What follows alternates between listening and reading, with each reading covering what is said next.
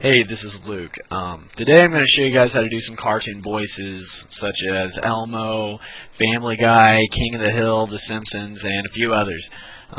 Now most of you guys are thinking that doing voices is difficult and not everyone can do them, but today I'm going to try and show you guys how to master some of your vocal cords that you're probably unaware that you even had.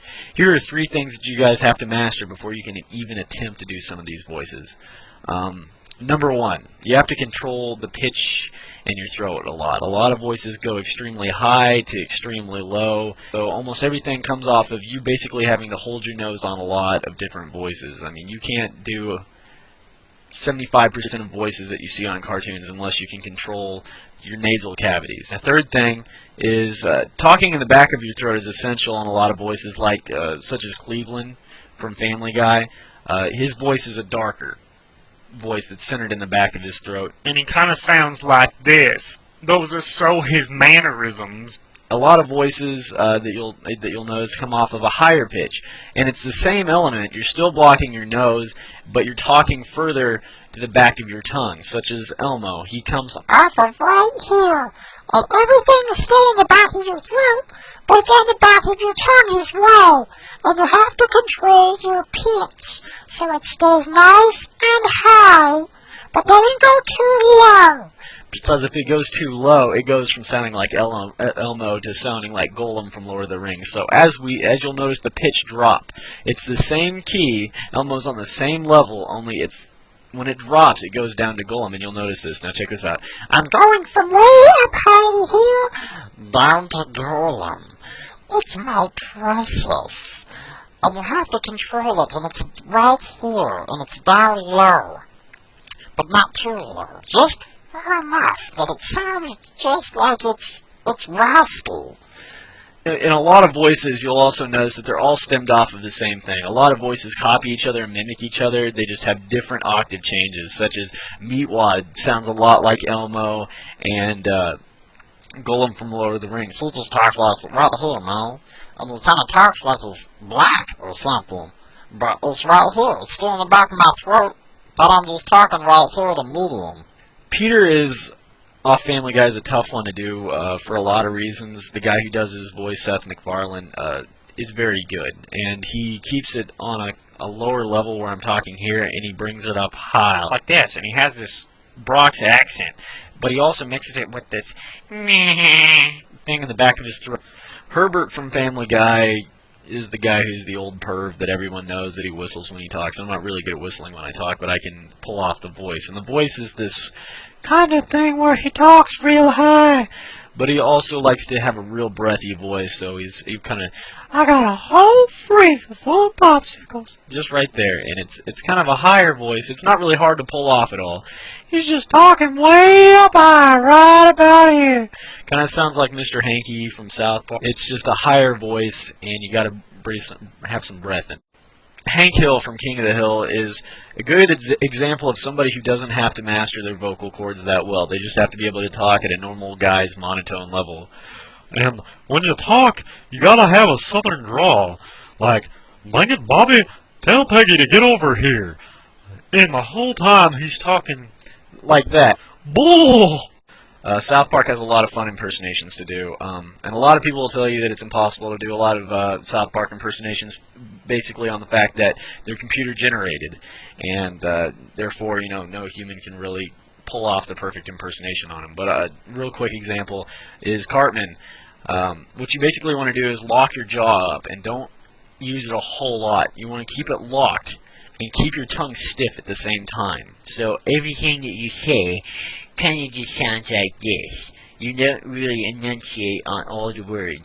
Now, when we take that and we add the aspect of raising the pitch on it, it kind of gets it from sounding right here. So, screw it, guys, I'm getting home. Kind of thing, and you talk really high in the back of your head. Like that. And that's exactly how you do a Cartman. And to do any kind of Stan and Kyle impersonation, it's pretty simple. You go from talking here to, you know, using the back of your throat again. And you can just go further back like this.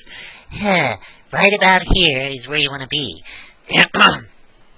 It's just kind of like, you know, screw you, fat ass. You want to keep it at a constant pitch right here. And you can almost pull off anything that Kyle says. Because it's right there in that medium part of your throat. And you want to keep it right here. And you can almost hear where Kyle comes after Cartman. Cartman and Kyle are the same person, only Cartman's jaw It's locked up right here, and he always sounds like this. but whenever he doesn't have his locked jaw, it just sounds like right here. That's all it is. It's that nasally, higher pitched in the back of your throat sound. On Mr. Garrison from South Park, it's just all a southern draw. You know, you can kind of play around with it. And he kind of talks like a little bit higher up here in his throat, in the back right here, right behind his nose. And you're still not using your nose, but he's like, I don't understand why nobody wants to pound Mr. Slave Tight Ass. It's right there, and it's almost got a little bit of a lisp in it. And that's about how you do Mr. Garrison impersonate. Lois from Family Guy, basically on her, you want to keep it from talking here up to here. Everything she says is right here at this pitch level. so what we want to do is add the aspect of a Boston accent. And once again, you're very, very hardly plugging your nose in this one, so Really? I haven't been on a college campus in years. even for a guy like me, I can do the voice, because the chick, whenever she does it off the casting, that's all she's doing. It's just bringing it up right here, and everything she says just comes from right off this pitch. It's right there, and if you can play around with it and perfect it, but that's just an example. So now we're going to move on to The Simpsons. On Barney's voice, it's almost a lot like an over-exaggerated version of Arnold Schwarzenegger. When he talks, you know how an Arnold impersonation, everyone's just like, "Rah!" That's basically what you want to do. You want to keep it right here. And then back to your throat, and you kind of sounds like this. Hey, Homer, throw me another beer. It kind of sounds like this where your throat's rasping out. And you want to keep it right here in the back of your throat. And just keep that raspiness going. Right there, and I haven't sound exactly like Barney, but you get the idea of how Whenever you talk like this, hey, Homer. he's got this New York draw coming out of it. And another odd voice from The Simpsons is Nick Riviera, that doctor guy who's like, Always like, hey, everybody. what he's doing, the guy who's doing his voice, is he's pulling his tongue back Here. and he's almost bowling it up. And He talks way back here.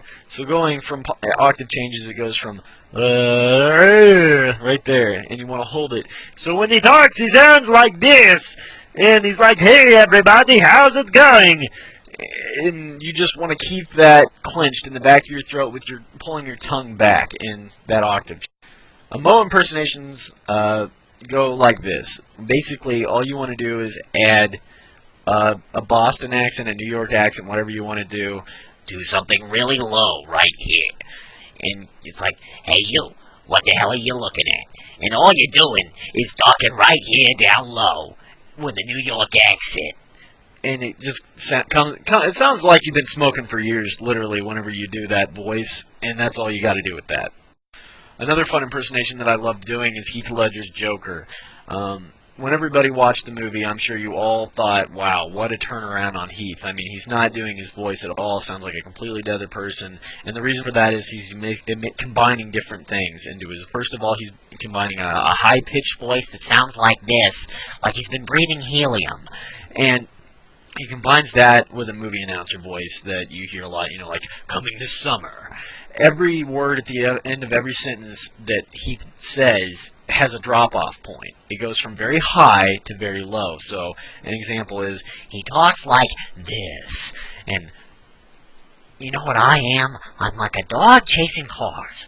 Well, I wouldn't know what to do with one if I caught it. I just do things.